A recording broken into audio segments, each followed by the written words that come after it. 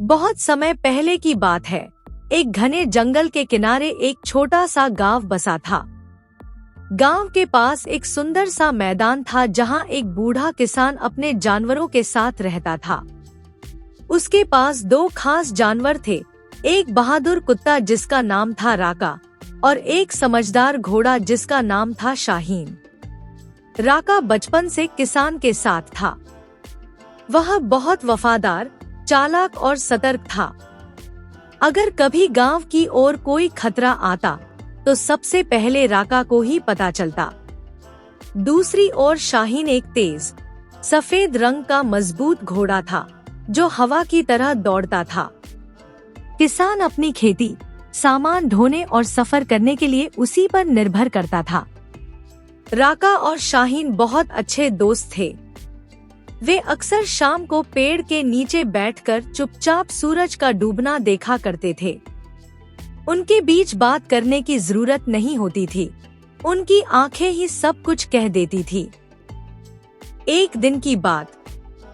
एक दिन किसान को शहर जाना पड़ा ताकि वह अपनी बेटी के लिए दवाई ला सके। रास्ता जंगल से होकर जाता था और इन दिनों वहां डाकुओं की खबरें चल रही थी। किसान ने राका और शाहीन को साथ लिया क्योंकि उसे अपने दोनों साथियों पर पूरा भरोसा था। जैसे ही वे रास्ते में थे, सूरज ढलने लगा। तभी अचानक 4 डाकू पेड़ों के पीछे से निकल आए। उन्होंने किसान पर हमला किया, उसे नीचे गिरा दिया और उसकी थैली छीन ली जिसमें दवाई, थोड़ा सा सोना और अनाज था। राका तुरंत उन पर टूट पड़ा।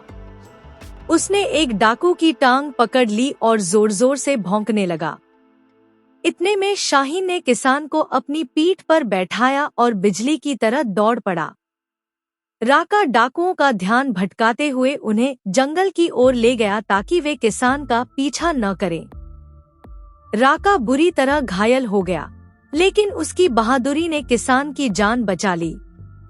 दोस्ती की परीक्षा। किसान और शाहीन गांव लौट आए और सबको पूरा किस्सा बताया। अगले दिन सुबह किसान और कुछ ग्रामीण राका को ढूंढने जंगल गए। काफी खोज के बाद उन्होंने राका को एक झाड़ी के नीचे घायल हालत में पाया। किसान की आंखों में आंसू आ गए। उसने राका को अपनी गोद में उठाया और गांव ले आया। वैद्य ने उसका इलाज किया और कुछ ही दिनों में राका ठीक हो गया। इनाम और पहचान। किसान ने राका और शाहीन के लिए एक अलग कमरा और आरामगाह बनवाई। गांव के बच्चे उनकी बहादुरी की कहानियां सुनने लगे। दोनों जानवर गांव के हीरो बन गए। गांव के मुखिया ने घोषणा की कि ऐसे वफादार जानवरों को इंसानों जैसा सम्मान मिलना चाहिए। हर साल मेले में राका और शाहीन को विशेष अतिथि के रूप में बुलाया जाने लगा। एक और साहसिक सफर।